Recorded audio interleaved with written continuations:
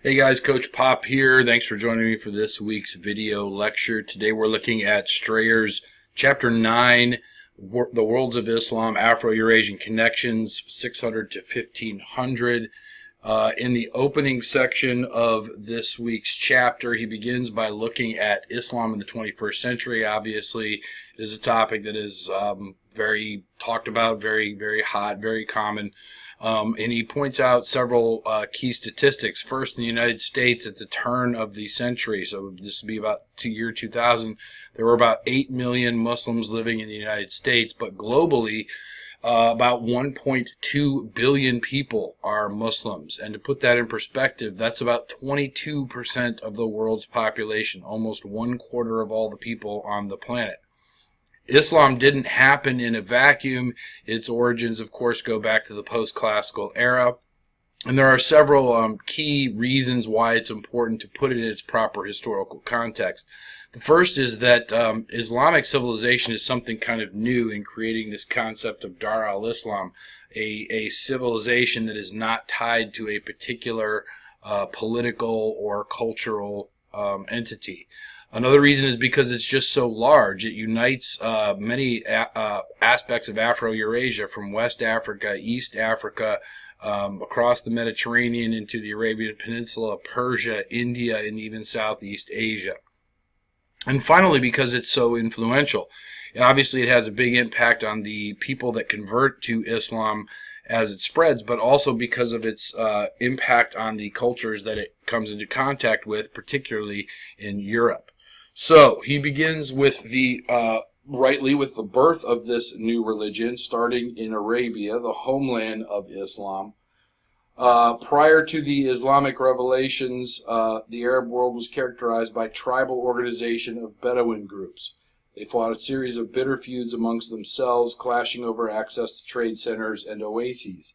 As the peninsula was home to some of the trade routes between the Mediterranean Sea and the Indian Ocean, the region saw economic growth thanks to the increase in long-distance trade. One of the cities that was most important was Mecca. While somewhat removed from the trade routes, it served as an important pilgrimage site, as the Kaaba, a shrine, housed idols of hundreds of tribal gods from the region. The Quraysh tribe dominated the city and grew wealthy from taxing the pilgrims that came to worship at the Kaaba. As the peninsula was adjacent to two powerful enemies, there was knowledge of the wider world. A variety of people from the Christian and Persian worlds lived in the cities of the peninsula. While the Arab tribes were polytheistic, contact with Jews, Christians, and even Zoroastrians living among them spread the idea of monotheism. Thus, some Arabs came to view Allah, their God, as a preeminent God of the pantheon, while others linked Allah to the Jewish Yahweh, exploring the idea that Allah was the one true God, while the rest were merely idols.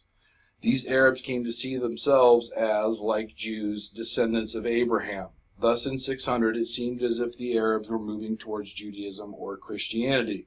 This leads us to the situation in Arabia before Muhammad.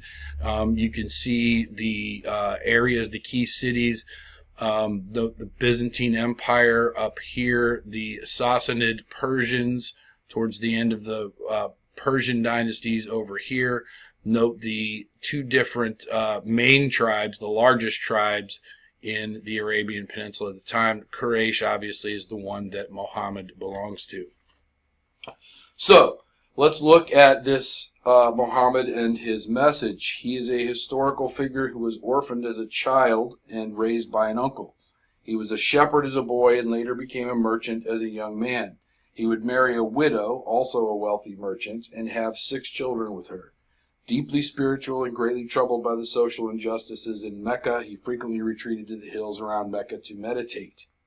Starting in 610 of the Common Era, he had a series of revelations for over 2 decades.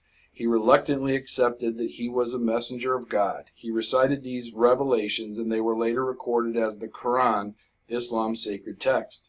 They are believed to be the direct word of God and are extremely beautiful verses in the original Arabic language. In one sense, the revelations of Muhammad were a revolution against the polytheism and idol worship of the Arabian Peninsula. In another sense, though, the revelations were actually a call to return to the pure faith of Abraham. They were a call to purge the faith of corruption and errors.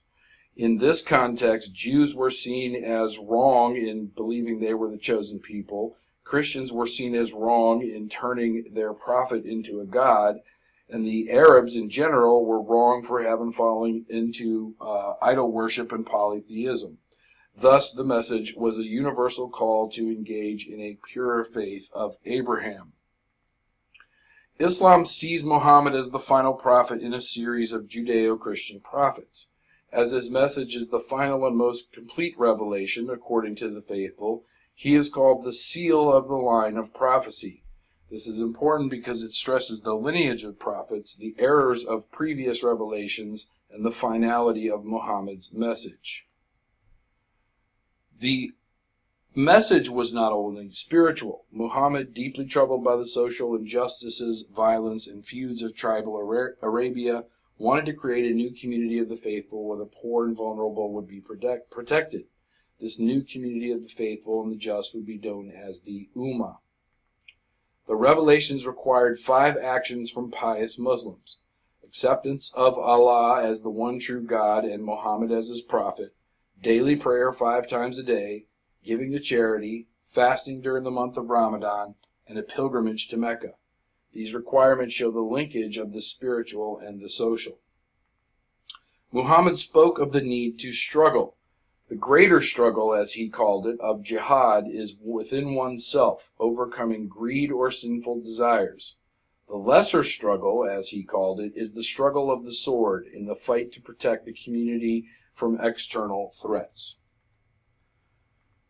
Over time, then, Arabia is transformed by this new message, and while a community of believers formed around Muhammad, the prophet's revelation angered the status quo in Mecca, and he was accused of betraying his tribe.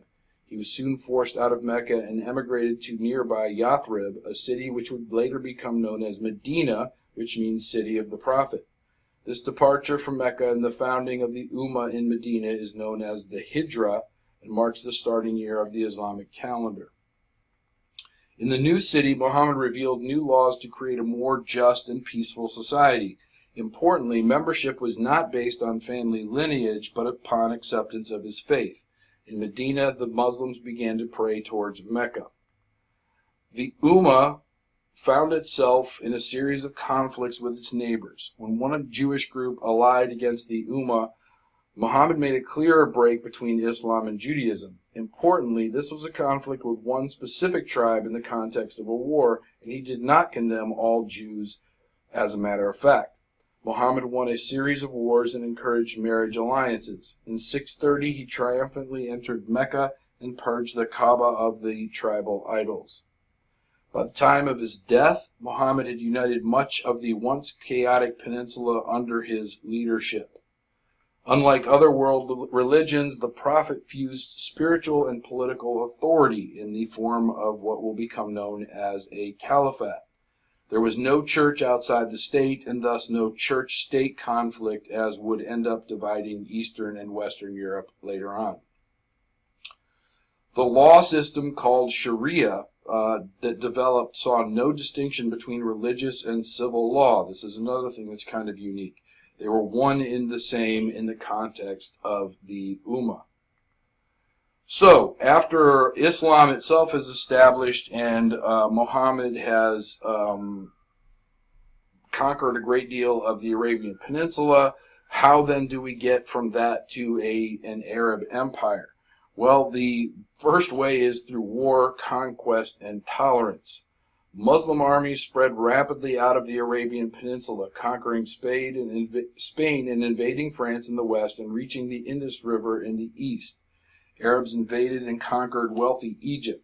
The Persian Sassanid Empire fell quickly, and the Arabs picked off much of Byzantine territory.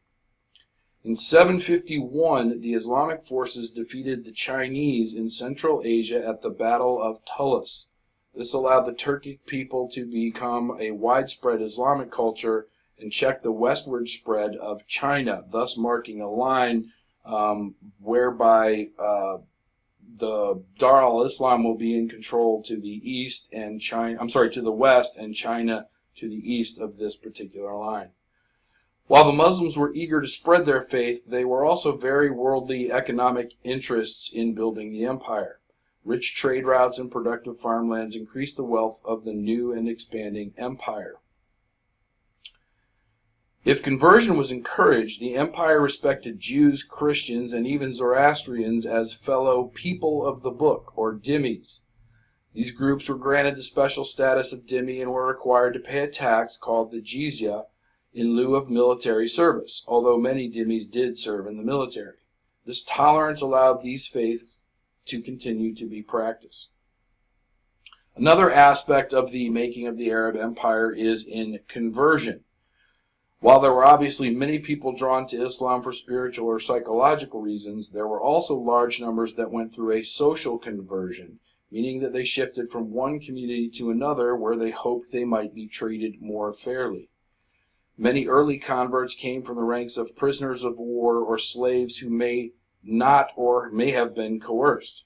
There were also economic reasons for converting, such as avoiding the jizya or the connections merchants might have with a larger Islamic community and the prosperity of making more money.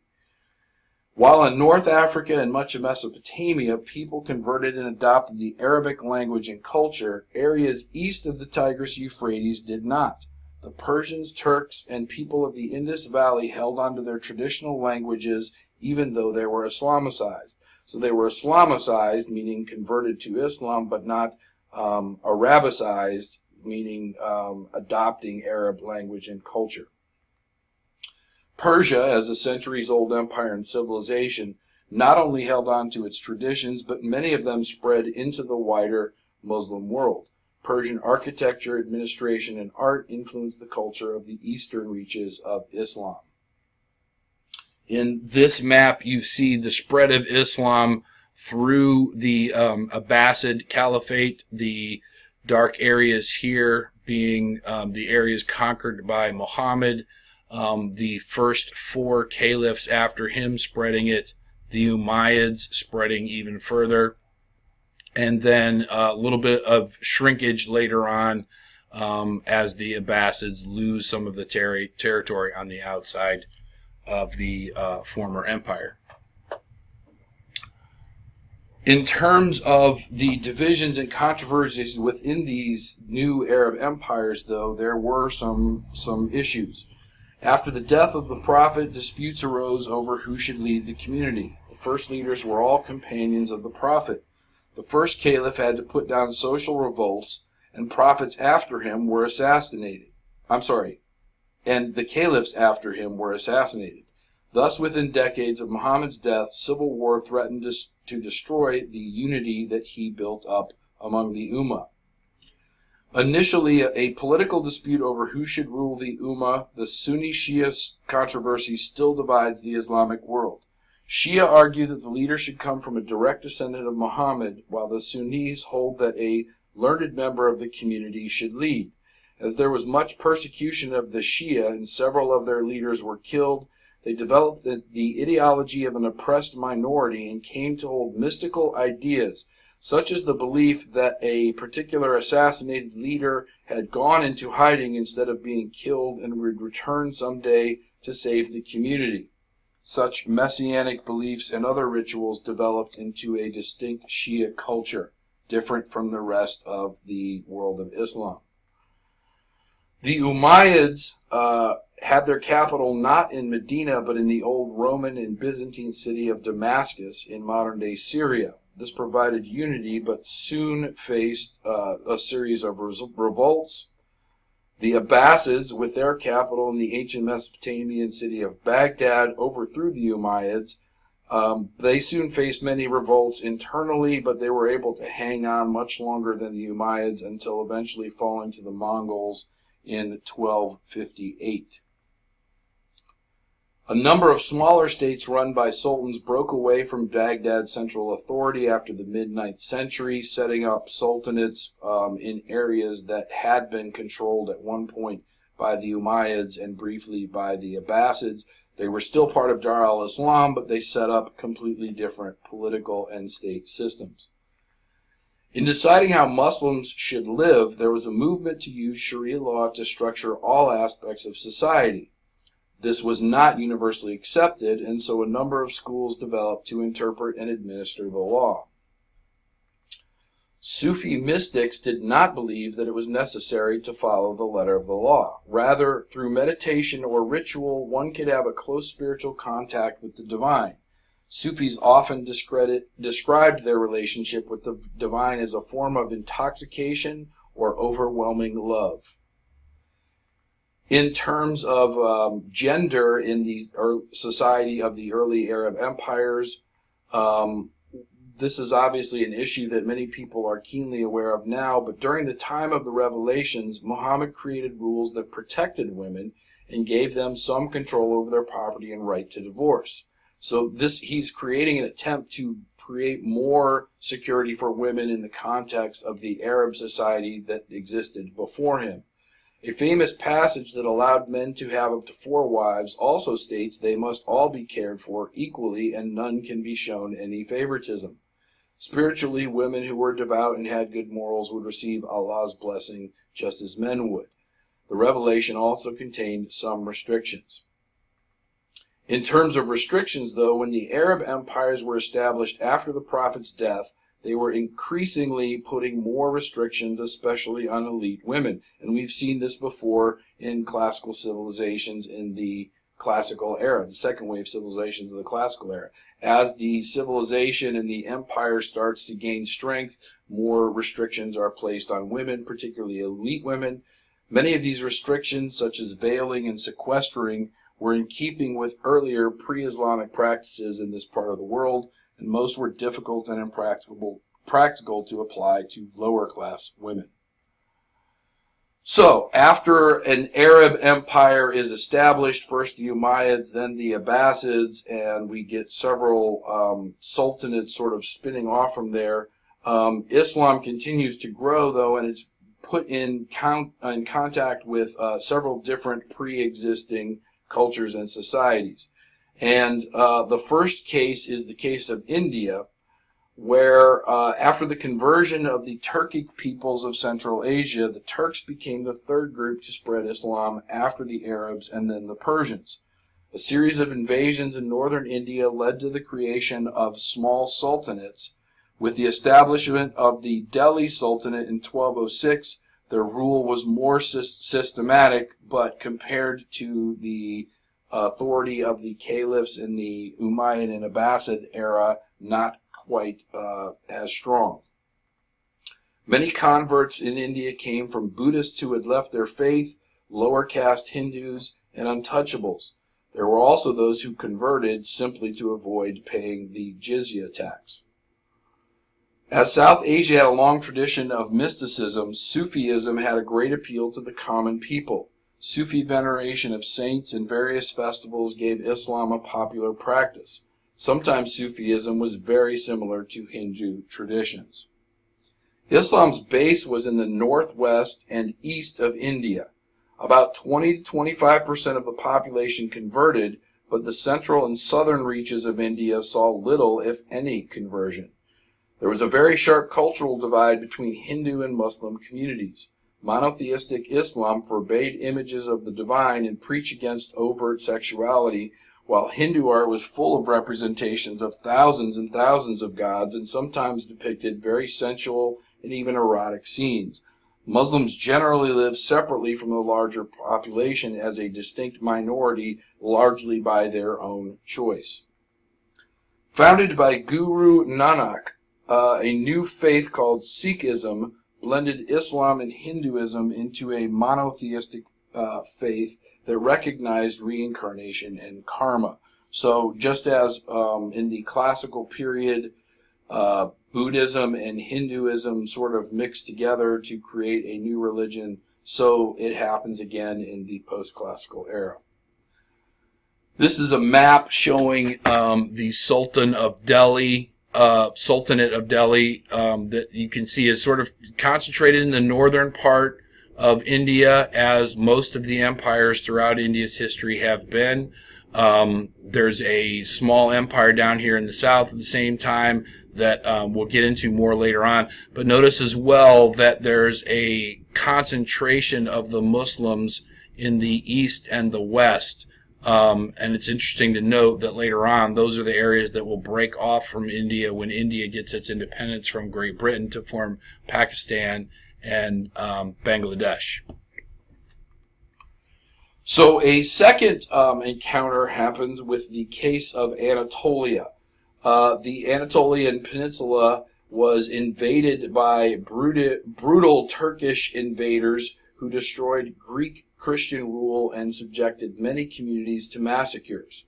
When the existing state system and social order were shattered, large numbers of Turks emigrated into the area, and an increasing number of Christians converted on the spot.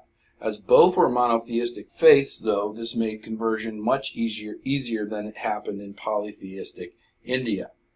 By 1500, the region of Anatolia had a distinctly Turkish Muslim character in terms of language and culture. Indeed, by 1500, 90% of the people of Anatolia were ethnic Turks who spoke Turkish. By 1500, then, the Ottoman Empire, which we'll get more into at the end of the unit, becomes a dominant not just Islamic state, but a global state as well, eventually superseding the Byzantine Empire itself. This is a map of the Ottoman Empire, and you can see initially it's sort of centered here in Anatolia, but it will eventually grow not just to include all of Anatolia, but eventually will take Constantinople and then big chunks of the Byzantine Empire itself. So a third case of cultural encounter with Islam is in the case of West Africa. Islam came to West Africa by peaceful means. Muslim merchants traveled south across the Sahara and spread the faith to the urban trading centers of West Africa. Rulers found Muslim scholars to be useful administrators. Islam had an appeal as a connection to a wider and richer world. Islam was really an urban phenomenon in West Africa until the 19th century. While rulers sponsored the building of mosques, libraries, and schools, there was little effort converting the larger rural world. Nonetheless, the communities in the city saw themselves as a part of a larger world, Dar al-Islam. Remaining the culture of an urban elite, though, the villages of West Africa continued to practice their traditions and rituals. Sometimes elements of Islam were combined with existing faiths and practices, in other words, syncretism, but there was no large-scale Islamization of the region. Similarly, there were no large-scale Arab migrations to West Africa, as had happened in other areas that were converted to Islam. This is a map, of course, of West Africa. You can see the centrality of the trans-Saharan trade routes here. Remember, too, that we have this area that had a series of cities that weren't necessarily states. And in the previous era, Ghana, Mali, and Songhai are the three big empires in West Africa. The Songhai towards the very end of the period. The final encounter that Strayer talks about in any detail is the case of Spain, where in 711 Muslim, Arab, and Berber forces invaded, and they called Spain Al-Andalus, which the name means the land of the Vandals. The Vandals were one of the Germanic tribes that settled in the area now known as Spain after the fall of Rome. They quickly conquered the peninsula and established a caliphate. Islam spread widely in the southern part of Spain. At its height, Muslim Spain was prosperous, culturally dynamic, and cosmopolitan. It was also a time of tolerance, with special taxes for Jews and Christians, but general acceptance of them in society. The city of Cordoba was the center of this golden age. In this time, Al-Andalus was a major center of learning. A number of Greek and Arabic books were collected and translated in the libraries at Cordoba. In the late 900s, as Christian kingdoms in the north began a series of wars, particularly Frankish kings, the Muslim rulers became increasingly intolerant of Christians, and social conflicts developed within the communities where peace and tolerance had existed before. In a series of wars, the Christians gradually conquered all of the peninsula, with Granada falling in 1492. The new Spanish monarchy forced many Muslims and some 200,000 Jews to emigrate. Converts, while initially tolerated, were later forced out of Spain. Several other comparisons that Strayer does not go into, but just as a reminder, you are responsible for knowing for the OpenNote quest. The first of these is in East Africa, the Swahili coast, the mixture of Arab and Bantu culture in a series of city-states that are linked to the trade routes in the Indian Ocean. In North Africa, we have the Mamluks, who were the once enslaved warriors who were Turkish, who end up taking over and forming a dynasty in Egypt, and the Berbers, the indigenous people of the western part of North Africa. And finally, in Southeast Asia, in what's now Indonesia and Malaysia, we eventually get the Malacca Sultanate that replaces Srivijaya, the Buddhist kingdom, in that key trading area that connects the South China Sea to the Indian Ocean. In this map, then, you can see Dar al-Islam at its height, so that it doesn't really matter what the individual states or empires or societies are. Anywhere on here that is shaded at all purple, if you are a Muslim, you are welcome there. And if you have made the Hajj and you're considered a Haji, you have a special status that it doesn't even matter if you don't speak their language. If you are a Haji, you are honored and treated as a special guest anywhere in here. So this idea of Dar al-Islam as a kind of civilization that is sort of independent or maybe that supersedes any individual state is what we see. And of course, Ibn Battuta is the main sort of exemplar of the ability to travel around within Dar al-Islam. So, Dar al-Islam itself then creates a new kind of civilization, something that the world hasn't quite seen. How does it do this? Well, one is through a network of faith. While Islam had no priesthood as such, as no mortal can stand between an individual God and the teachings of Muhammad, a class of learned scholars and experts did develop, known as the ulama. Don't confuse Ummah and ulama. The ulama made up an international elite of scholars, students, judges, and administrators all the way from West Africa to Southeast Asia. Islamic schools, known as madrasas, spread throughout the Islamic world. These schools were generally conservative and focused on the memorization and recitation of the Quran. So madrasas were relatively standard, and they were established all throughout Dar al-Islam, thus ensuring that more or less whoever was educated in one would have the same sort of educational background as some other person who had studied at a similar one, even if it's halfway around the world. Sufism was responsible for much of the spreading of Islam into new areas as Sufi mystics were willing to engage with local spiritual traditions and rituals, thus forming a bridge between pre-Islamic and Islamic ideas and practices.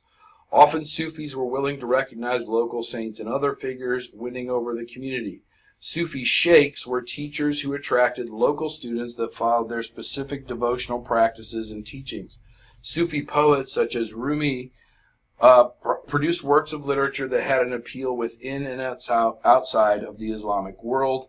And finally, the annual pilgrimage to Mecca did much to forge an international community of Muslims and a wider sense of the Ummah, as people, wherever they lived, were encouraged to make this journey, in many cases, halfway across the world, and in so doing came into contact with Muslims from all over the world.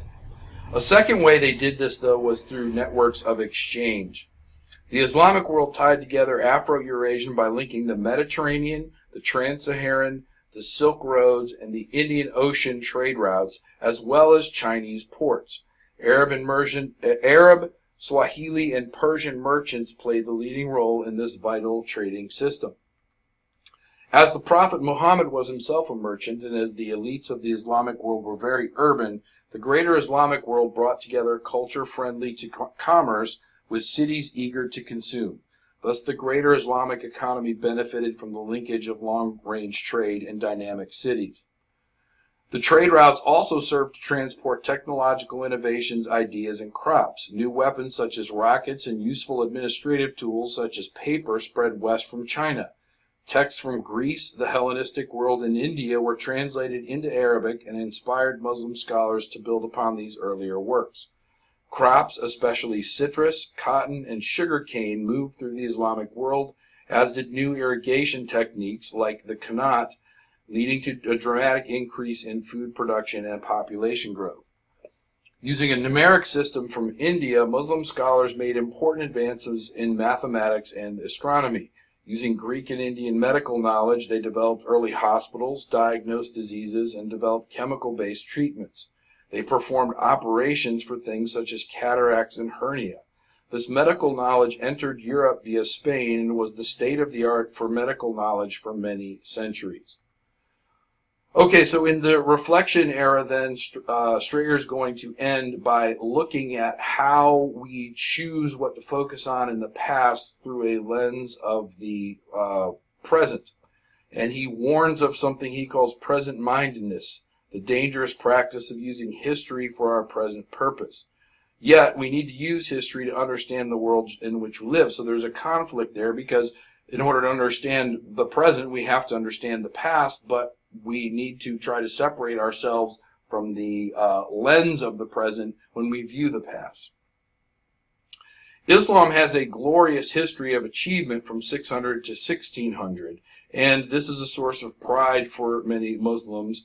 However, there was also a period afterwards of humiliating Western encroachment and intrusion, and that tension is something that has to be acknowledged. Faced with recent history of Western imperialism, some Muslims want to use examples of the glorious Islamic past to overcome the legacy of humiliation. Those people we frequently call fundamentalists often look to the period of the life of Muhammad and the first four caliphs as a source for their agenda. So they're looking back on the past through a lens of the present as well, in order to create some sort of throwback to an era where they feel like there's not an intrusion from their perspective of the West. However, from our perspective, we must remember the tremendous cultural, historical, and linguistic, ethnic, and gender diversity in the Islamic world. Dar al-Islam is a very large and varied thing, and we really need to be careful to avoid generalizations about Islam as a single unit, again, from our perspective as world historians looking back on the past. However, we must recognize that there have been periods of both tolerance and cooperation, as well as mistrust and violent conflict between the Islamic world and the West.